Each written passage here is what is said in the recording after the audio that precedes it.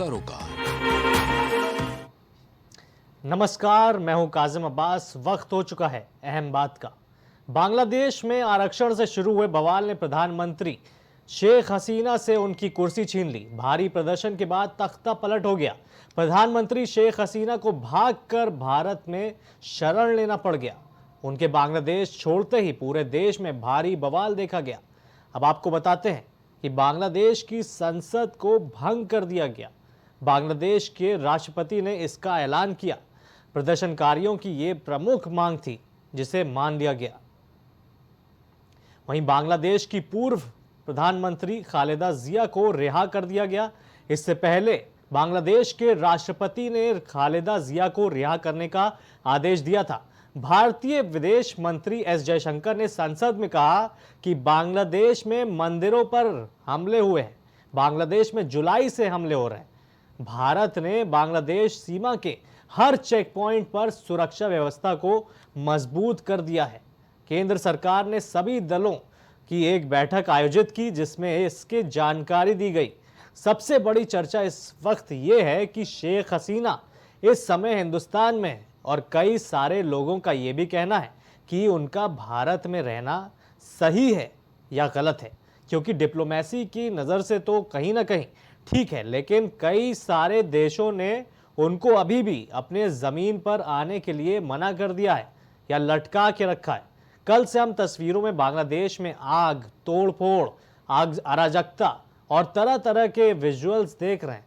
अब देखने वाला यह है कि ये सब कब रुकेगा, और उसके बाद बड़ा सवाल यह है कि आखिर कैसे रुकेगा। वहीं आपको इस पूरे तख्ता पलट का आर फैक्टर बताते हैं। ढाका में आरक्षण विरोधी प्रदर्शन हिंसक हो गया था। वहीं प्रदर्शनकारियों को पाक समर्थक रजाकार कहा गया था। 14 जुलाई को इंटरव्यू में रजाकारों पर टिप्पणी हुई। सरकारी टीवी चैनल में भी आगजनी। और वहीं छात्रों की मौत पर शेख हसीना की चुप्पी। नुकसान देखने पहुंची थी शेख हसीना। मेट्रो स्टेशन में तोड़फोड़ भी की गई। आपको बता दें इस पूरी खबर पर। और वहीं बांग्लादेश में ऐसा हुआ क्यों, आइए ये भी जानने की कोशिश करते हैं कि आखिर ऐसा हुआ क्यों। बांग्लादेश में इंडिया आउट कैंपेन के पीछे चीन की साजिश बताई जा रही है। भारत के खिलाफ मुहिम चलाने वाले नेता तारिक रहमान बांग्लादेश से निर्वासित नेता पूर्व प्रधानमंत्री खालेदा जिया का बेटा है तारिक।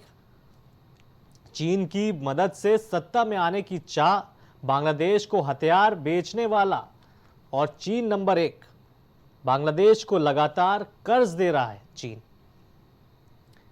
वहीं आपको बताते हैं कई रिपोर्ट्स में दावा किया गया है कि जब साल 1951 में बांग्लादेश में जनगणना की गई थी, उस वक्त बांग्लादेश की जनसंख्या में 22% हिंदू थे और अब यह प्रतिशत लगातार कम होता जा रहा है।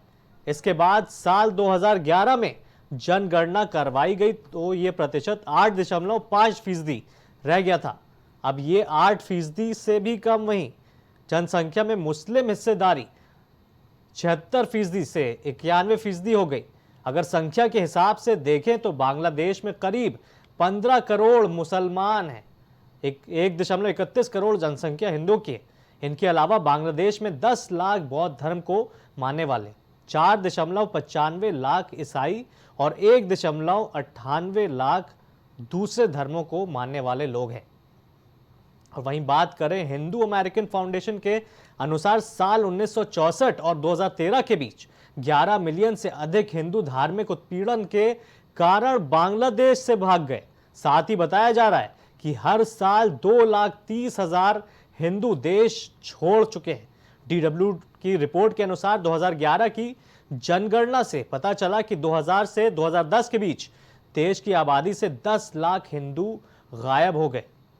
आपको अब मैप के जरिए हिंदुस्तान से जुड़ता बांग्लादेश का बॉर्डर पूरा एक्सप्लेन करते हैं, जहां पर हमारे जो बांग्लादेश से जुड़ती सीमा है वो तकरीबन 4000 किलोमीटर लंबी है, जिसमें असम 262 किलोमीटर, मेघालय का 443 किलोमीटर और वहीं मिजोरम 318 किलोमीटर और त्रिपुरा 856 किलोमीटर वहीं पश्चिम बंगाल 2217 किलोमीटर है।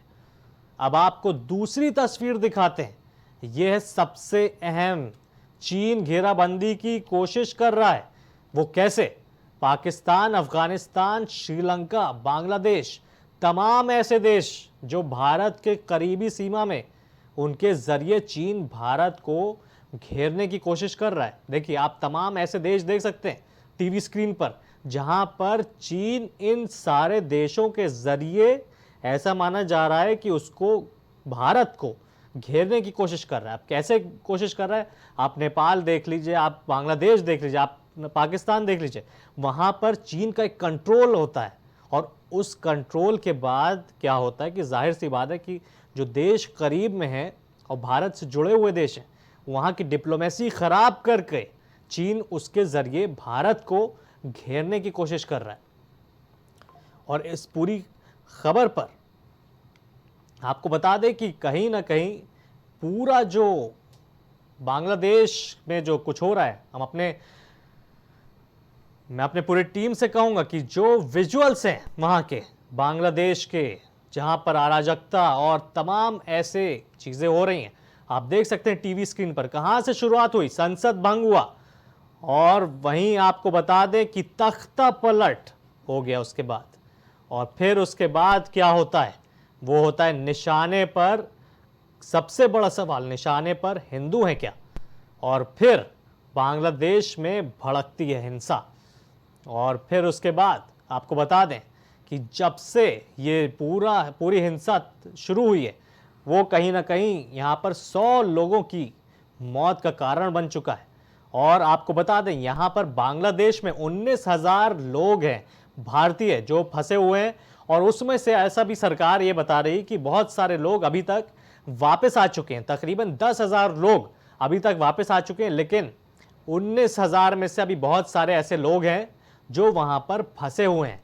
और ये आप टीवी स्क्रीन पर देख सकते हैं। ये ऐसी एक कहानी भी है जहां पर आपको बता दें कि मुस्लिम हिंदुओं की, वहां पे हिंदू मंदिरों की हिफाजत में लगे हुए हैं।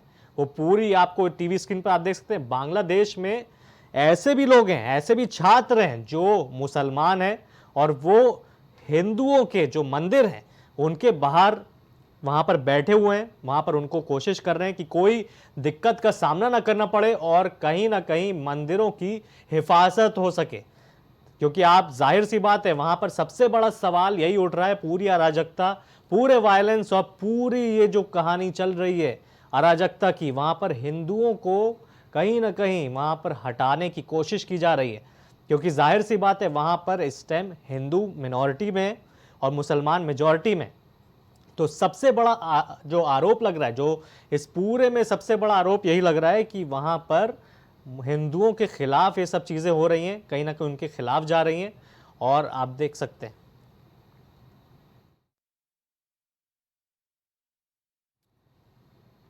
वहीं उत्तर प्रदेश की 10 विधानसभा सीटों पर उपचुनाव होना है। इसको लेकर